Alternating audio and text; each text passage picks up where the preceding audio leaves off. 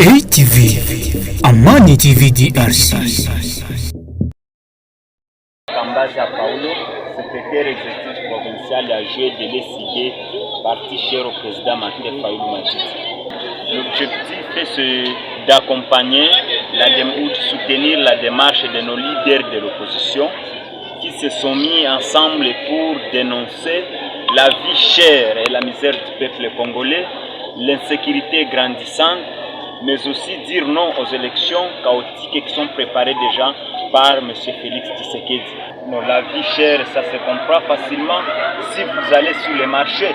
Regardez tous les produits qu'on achetait avant à un prix de 1000 francs, 2000 francs. Le prix a doublé et les gens aujourd'hui, avec 5000 francs, ils ne peuvent plus rien faire pour le moment, ils ne peuvent plus acheter ce dont ils ont besoin. Ça devait, oui, à Ouvira, oui. Ce qui se vendait à 500 francs aujourd'hui, on achète ça à 1000 francs. Un bidon d'huile qu'on vendait peut-être à 20 dollars, à 22 dollars à l'époque de Kabila, aujourd'hui on achète ça à plus de 30 dollars. La vie est tellement chère à Ouvira, le contexte que nous vivons aujourd'hui est tellement compliqué. Par rapport à l'insécurité, je veux dire réellement qu'il y a les gens, il y a les soldats burundais qui sont sur le sol congolais. Ce ne sont pas les soldats burundais qui viendront assurer la sécurité du pays. Nous avons l'armée congolaise, l'armée professionnelle qui est là, qui est capable de défendre l'intégrité territoriale de notre pays. Mais à cause des compétences du pouvoir en place, nous assistons à cette force régionale qui est complice d'ailleurs avec les terroristes du M23. Et nous sommes conscients qu'avec ce qui se passe dans ces pays, que c'est la complicité du pouvoir en place. Même dans la plaine de la Russie ici, vous connaissez les kidnappings et autres choses que nous connaissons. Vous connaissez ce qui se passe dans les hauts et moyens plateaux. Ça justifie exactement les compétences et la complicité du pouvoir en place dans cette situation aujourd'hui que nous vivons. Si nous étions complices, nous de l'opposition, avec ces rebelles, ces terroristes, nous ne devrions pas organiser ce genre d'activité. Si nous dénonçons matin, midi et soir, c'est parce que nous ne sommes pas d'accord avec ce qui se passe dans l'est du pays. Et la stratégie est simple pour mettre fin à cette situation. C'est d'avoir les hommes forts, un président qui rassure, un président qui va se battre à côté du peuple. Nous voulons aussi compter sur notre propre armée. La RDC ne doit pas compter sur l'armée étrangère pour espérer une paix durable. Nous avons besoin qu'on puisse équiper l'armée, qu'on puisse donner les moyens nécessaires et faire aussi les réformes nécessaires dans les secteurs de sécurité et défense pour appuyer et soutenir notre armée. Moi, c'est Guilain Kipire Karangwa, le président fédéral parti ensemble, parti cher au président. Oui, monsieur, vous savez que la population est tellement déçue des gouvernements. Donc, la population que nous sommes ont maintenant l'envie d'avoir un changement par la tête de ce gouvernement. C'est pourquoi ils sont maintenant capables d'accepter à tout appel une partie de l'opposition. Tellement que le président Moïse est tellement aussi sollicité par rapport à ses œuvres qu'il a gérées de Katanga.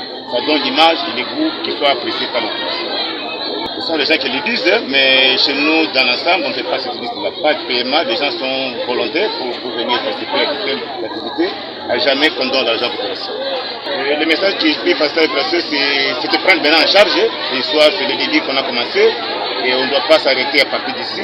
On doit continuer à pousser, à faire voir que nous sommes d'ici. On ne veut plus continuer avec le gouvernement. On n'est plus à l'époque coloniale, là où on nous imposait du tout. C'est à nous maintenant de prendre conscience et prendre le destin en main pour que l'histoire change. Oui, c'est décidé parce qu'on ne doit pas continuer à être manipulé, à être trompé chaque fois. On nous dit des histoires qui ne sont pas réalisables. Maintenant, c'est à nous de comprendre que ce qu'on donne comme promesse, cette promesse est réalisable et nous devons se mettre en marche. La seule fois que nous devons marcher, nous devons protester contre ce gouvernement de manière que l'opinion internationale et nationale comprennent que la population, les Congolais, n'a plus besoin d'être gouvernés tout à fait. Oui, en fait, ce processus n'a pas respecté effectivement la Constitution. Il y avait certaines violations. À part ça, il n'y avait pas vraiment de personnes dont la population voulait pour qu'ils soient vraiment les responsables qui pouvaient vraiment produire des résultats que la population s'attend. Voilà pourquoi l'opposition s'est coalisée pour qu'il y ait vraiment les élections qui ne feront pas l'objet d'être appelées élections chaotiques. Et voilà pourquoi c'est l'une des causes de cette manifestation de la journée d'aujourd'hui. Non, en fait, nous n'avons pas peur, c'est plutôt le pouvoir en place qui a peur, parce que si on aurait dû avoir peur, peut-être on ne pouvait pas avoir de telles manifestations, sauf que nous dénonçons. C'est une dénonciation des manières dont le gouvernement en place est en train de diriger le pays. Et si c'était pour dire que nous avons peur, mais les gens qui ont peur ne se manifestent pas, ils reculent. Mais pour dénoncer ce qui se passe actuellement dans notre pays, voilà pourquoi on se manifeste. Voilà pourquoi nous présentons ce qui ne va pas au gouvernement en place. Mais ce n'est pas l'objet de dire que nous avons peur. Non, nous n'avons pas peur. La population est derrière nous et nous espérons qu'en 2024, le résultat sera pour les bons dirigeants et pour le Congo. ATV, Amani TV DRC.